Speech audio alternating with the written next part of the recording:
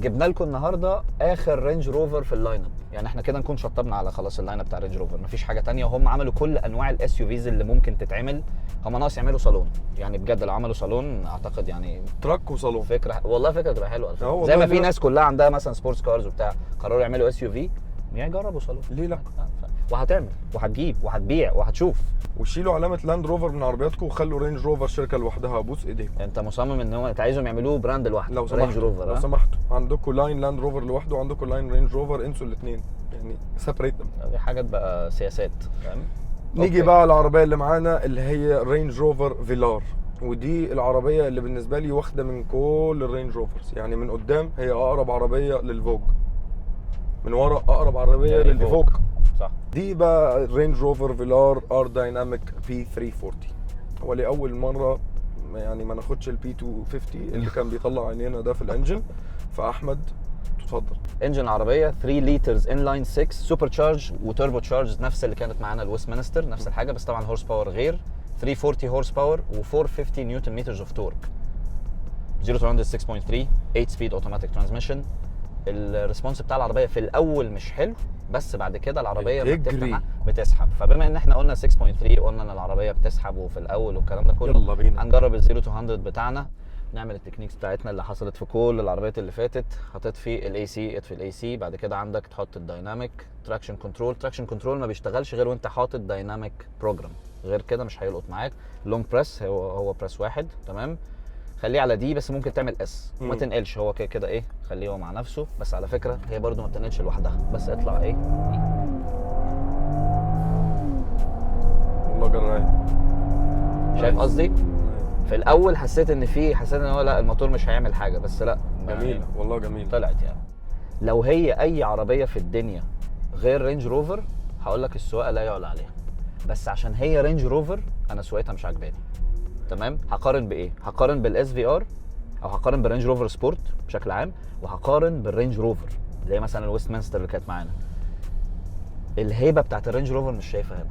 شايف نفس الشياكه وشايف نفس كل حاجه، بس مش شايف الهيبه. يعني بص اديك حاجه بسيطه، مثلا القعده بتاعت الرينج روفر دي مش موجوده. هو شال لك الزراير اصلا، حطها لك تحت، فضيع لك الايدنتيتي بتاعت القعده بتاعت رينج روفر. العربيه وهي ماشيه في الشارع، العربيه حتى برضو الهاندلنج بتاع العربيه حسيت ان في مشكله. يعني مش حاسس ان الستيرنج فيلينج ماشي مع السسبنشن، ماشي مع سرعه العربيه، مع السحبه، مع القومه بتاعت العربيه. في حاجات كتير مش راكبه على بعض، فحاسس ان الموضوع كومبينيشن غريب شويه.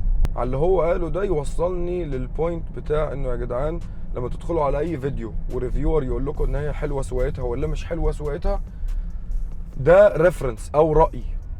ليه بقول كده؟ عشان انا واحمد جسمين براس واحده، ده الطبيعي اصلا. يعني راينا راي واحد معظم الوقت. لما بيكون في فروقات بيكون في فروقات في يعني في حاجات شكل معينه، مثلا مواصفات بالزبط. لون بتاع الحاجات دي. شايفين بقى الحاجات اللي احمد مش عاجباه، اللي هي تقل العربيه والسسبنشن وهو بيعمل والعربيه مش ماكنه.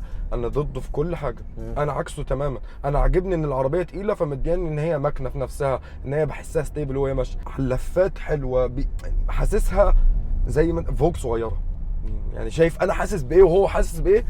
فلازم تجربوا العربيه. مختلف تماما. هو انا مع ان هي عربيه كويسه، ومع ان هي فعلا عربيه ممكن تتحط في باكت ليست لو انت عايز تركب مثلا رينج روفر، بس ما يكونش السعر اللي هو حاجه مثلا زي اسعار مثلا فوق سبورت الكلام ده كله.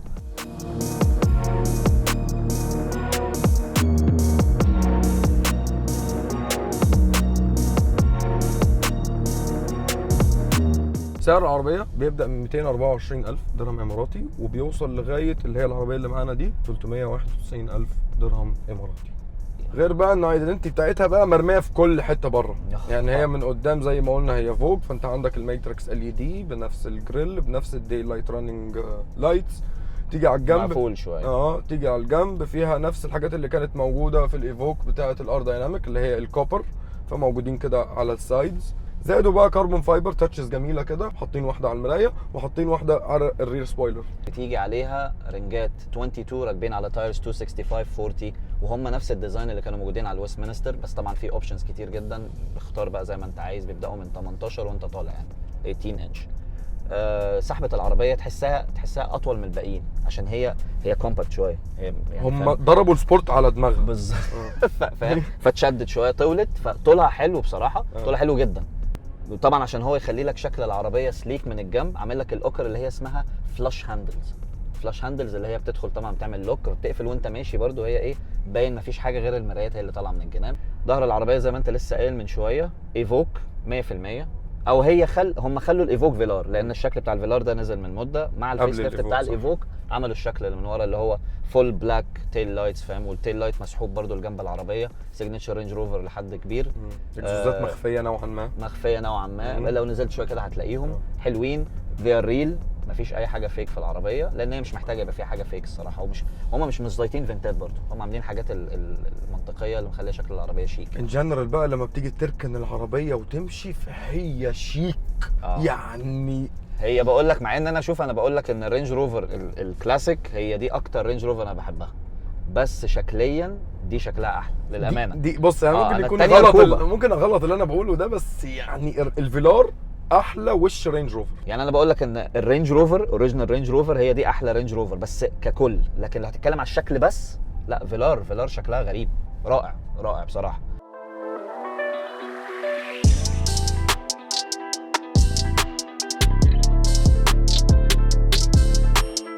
ندخل بقى على جوه. ده اجدد جنريشن للرينج روفر الى يومك. طبعا احنا يعني مستنيين طبعا يعني تغييره كامله للرينج روفرز اللي هم جايين في الجنريشن الجديد اللي هيبدا اصلا بالفوق. يعني احنا شايفين انه هيبقى الستيرنج ده وهيبقى الجير ده اللي هو متاخد من الايفوك وبقى في الفيلار دلوقتي، والجير بتاع الاف بيس اللي هم بقى فاهم زي كومبينيشن كده حلو. انا مش هتكلم على اي تغييرات في الرينج روفر دلوقتي، هي نفس الايفوك، نفس كل اللي اتجرب، نفس الحاجه، الجيج كلاستر الديجيتال بنفس الفيتشرز بتاعته بالسبيكس بكل حاجه. عندك هيد اب ديسبلاي برضو تقدر تغير البوزيشن بتاعها، تقفلها تفتحها زي ما انت عايز، كروز كنترول موجود في نفس المكان. البلاستيك بيس اللي موجود على الستيرنج ويل انت شايف بتتحرك ازاي؟ بتدوس عليها هنا، انت ما بتدوس على زرار واحد تحس ان انت بتدوس على الحته كلها البلاستيكه دي، فتحس ان انت بتدوس على فاهم بلاستيك بيس وتشيب للامانه معاك. وهو اصلا عامل الحركه دي يعني ممكن الاحساس اللي انت عامله ده عشان فيه فراغ ده، عارف الفراغ ده لو ما كانش موجود ما كنتش هتحس بيه عشان مش هتعرف تدخل ايدك وراه. موضوع بدل انتوا غيرتوا الابييرنس كله، الستارت انجن مكانه غلط. يعني انت بترجع ورا الستيرنج وبتحشر ايدك كده عشان تدوس ستارت انجن. ليه؟ ما انت عندك مكان كتير هنا، حطه لي، حط لي ستارت انجن هنا. صح. البي اي في اي برو سيستم اللي موجود على كل الرينج روفرز، هم عملوا ابجريد في حاجه معينه. الشاشه اللي تحت تمام بقت فيري ريسبونسيف. بس المشكله ان هم عملوا في دي وسابوا اللي فوق وسابوا الجيج كلاستر. يعني جيج كلاستر نفس البطء نفس كل حاجه، دي الريسبونس بتاعها بقى لذيذ، فيها نفس الكلام. حاطط لك هنا مساج سيتس، دي ما كانتش موجوده في الويستمنستر، ما كانتش موجوده في الايفوك. عندك هيتد سيتس وعندك فنتليتد سيتس، كاتب لك هنا سيت هيت. يعني انا كنت فاكر ان هي بس فيها هيتد فاهم ازاي؟ لا انت بتخش طالع فيها فنتليتد، بس انت لازم تخش تجرب يعني. و3 ليفلز في كله. لما تيجي تدخل بقى تقعد في العربيه، الفوك كانت 12 انش 12 انش، احنا كنا فاكرينها برضو 12 انش 12 انش، انه نفس الشاشه نفس كل حاجه، ما بيديكش احساس ان هي اصغر. لا دي بقى 10 انش 10 انش 10 انش 10 انش، بس ما تحسش العربيه صغرت فصغر لك كل حاجه معاها بالظبط. بس بشياكه. جدا، انا ما خدتش بالي اصلا. الجير الجديد في حته جميله هنا مكتوب عليها لاند روفر، انا يعني عشان قاعد بدعبس في العربيه فدوست عليها ففتحت لي دي بالغلط. كاب هولدر جميل كده بيتقفل، مش موجوده في التانيين يعني. بالظبط. السيتس نفس السيتس بنفس الماتيريال اللي هي وينزر ماتيريال اللي كانت موجوده برضو على الرينج روفر فوج. والفيلار من ساعه ما نزلت وهي فيها التاتش الجميل اللي موجود اللي هو علم بريطانيا. ده بيرفوريتد عشان اللي بيطلع منها الهواء السخن او الهواء الساقع، عاملينها على شكل بريطانيا لو خدت بالك كده، ومحطوط برضو على السبيكرز اللي هم السبيكرز بقى. يا سيدي كريم عمرنا ما كنا بنتكلم عنهم، عشان انا قلت وزدت في الموضوع ده ان ميريديان مش قد كده لغايه لما ركبت الفيلار. دي اسمها ميريديان 3D 17 سبيكرز 750 واط، ولاول مره فعلا احس انه السبيكرز محترمه. ميريديان يجي منه يعني. ميريديان يجي منه كان من زمان، بس مع ان هم كانوا في الاس في ار اساسا كانوا تقريبا بتاع 19 سبيكر وقتها، بس برضه كان اقل، ما اعرفش ليه يعني، كان الاحساس اقل، مش عارف. 750 مش كتير، بس هنا كفايه، بس كلير كلير وجميل بالظبط. برضو الهاندل اللي قد كده دي موجوده من اول ما الفيلار نزل، ولازم تصغروها. العربيه انتم مصغرينها في كل حاجه، ده انتم مش حاطين السايز ده في العربيات الثانيه، مش حلو مكبر لي ده، انت واخد 30% من الباب. اوكي، في حاجه عايز اعلق عليها على الكرسي بيرجع لسيرتن اماونت، ما تقدرش ترجعه اكتر من كده. انت ليه اللي بتقول الكومنت ده؟ انت عندك مشكله مع الكومنت ده؟ انا عشانكم يا ابني، انا ممكن اقعد في اي حته يا ابني عادي فاهم، انا طولي قاعد في اي حته. انت ضايقك الموضوع ده في ايه؟ بس ضايقت لك انا اتضايقت لك والله يا ابني. يعني انا ما كنتش هعلق، بس قلت لا انا هقولها له لان هو شكله نسيها، فاهم ازاي؟ خدها.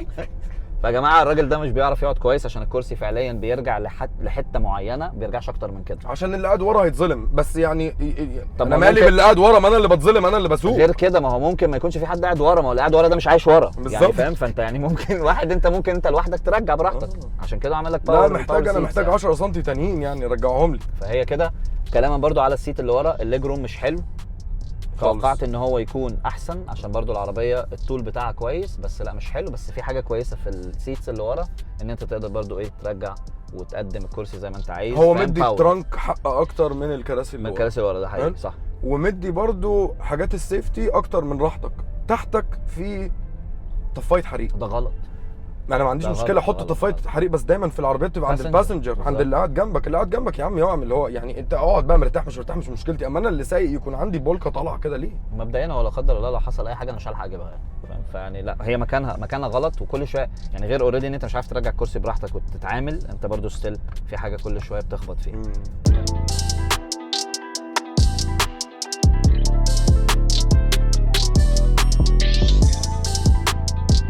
غير كده عربيه شيك من بره ومن جوه، ورينج روفر، ويعني مش هتتوقع غير الكواليتي والراحه فيها، هتلاقيهم. بس درايفابيلتي اتمنى يبقى فيه، رجعوا الايدنتيتي بتاعت الرينج روفر. لا مش رينج روفر، صدقني يا ابني صدقني. نستناكم بقى السنه الجايه في the all new interior of Range Rover.